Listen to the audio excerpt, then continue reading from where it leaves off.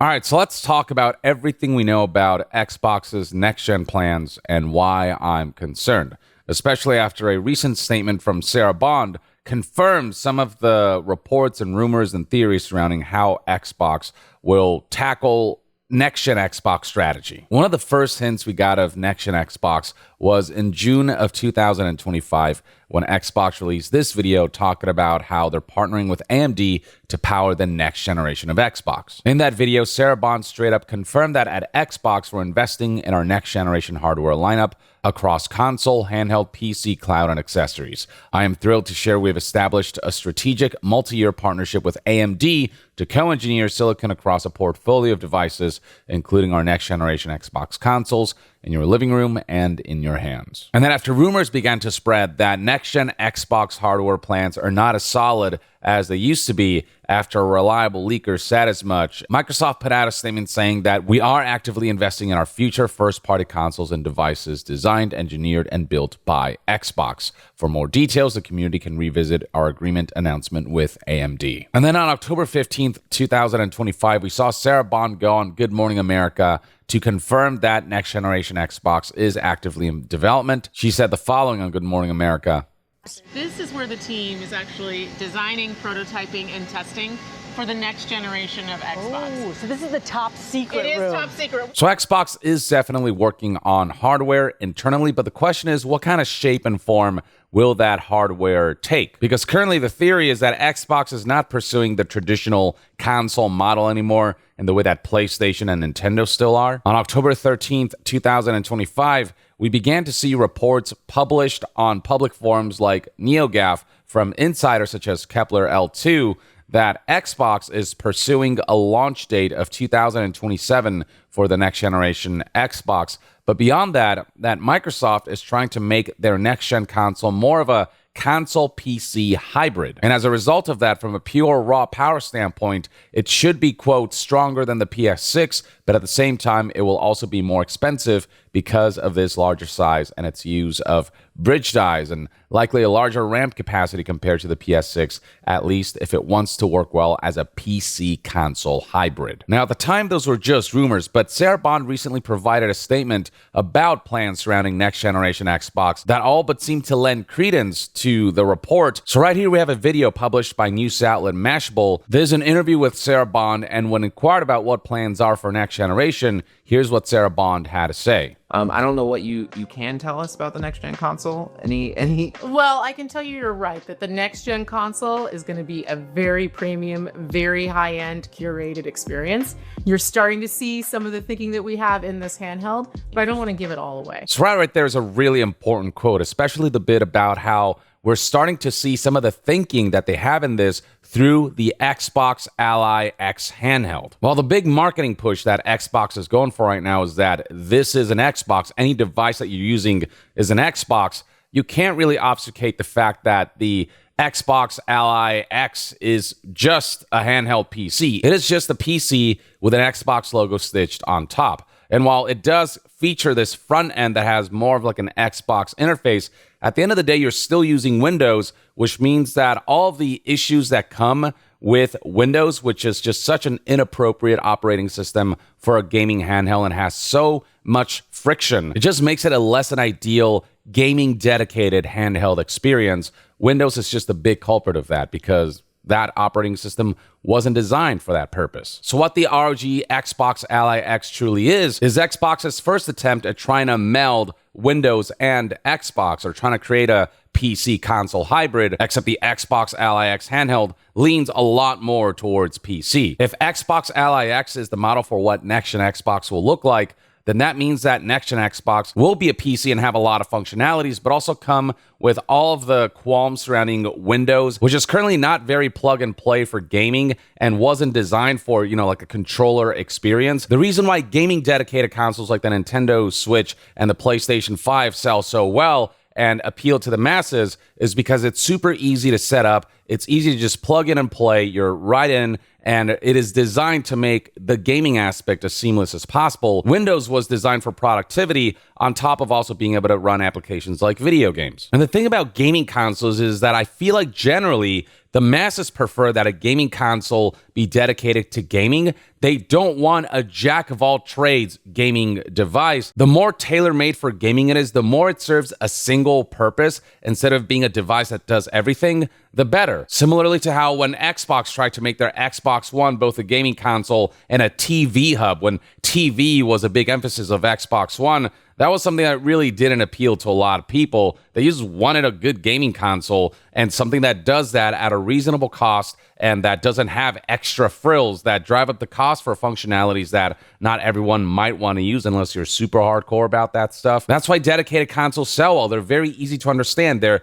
meant to be for one thing, and that's gaming, and it does that the best. That's what people want when they buy a gaming console. To really highlight my concerns of turning the next-gen Xbox into a PC instead of a dedicated console, here is a review of the Xbox ROG Ally X that highlights how Windows really gets in the way of being able to make a dedicated gaming device just as seamless and intuitive as possible. I thought finally Microsoft and Asus was stepping up. Maybe this one was going to be the one that gives Steam Deck a real fight. I was ready to fall in love with it. Instead, I got a reminder of why Windows should never run on a handheld. And I gotta tell you, if this is what Windows gaming on handheld is supposed to be, it's an absolute disaster. I imagined a clean Xbox-like experience. Something optimized, modern, smooth. Instead, what I got was a mini Windows laptop that just happens to have joysticks glued to the side of it. It's not innovation. That's just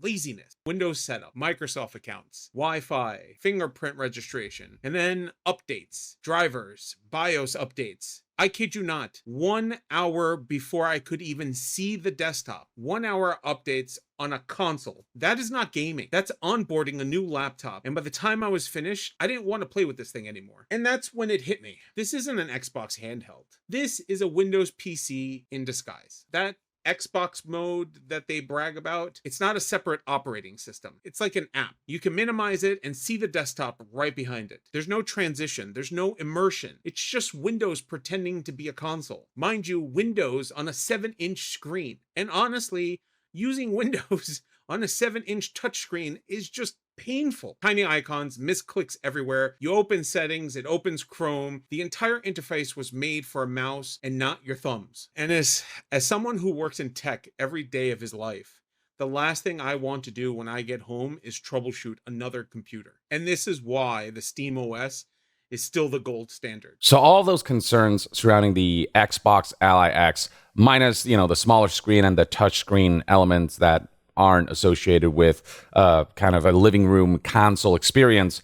All those concerns, I think, are very valid for what the next-gen Xbox console might be. Ultimately, we're going to have to be dealing with all of the insufferable aspects of Windows. And on top of that, it's going to be more expensive than the PS6, which Xbox cannot afford to do, given that they've lost complete dominance over the gaming and console market space. Then I just don't foresee next-gen Xbox appealing to a wide range of people. I see it appealing to a niche group of hardcore gamers. I see it appealing to folks who like to own the latest and greatest. But when it comes to appealing to the masses and this being the place to game, I just don't foresee that happening with this next-gen Xbox plan, especially because there's a complete lack of exclusives. Why do we get Nintendo consoles? Why do we get PlayStation consoles? Aside from the unique features that they offer, in large part, it's because we can only play certain games on those specific consoles. We can only play Nintendo games on Nintendo consoles. We can only play those PlayStation exclusives on PlayStation and eventually on PC after a year or two.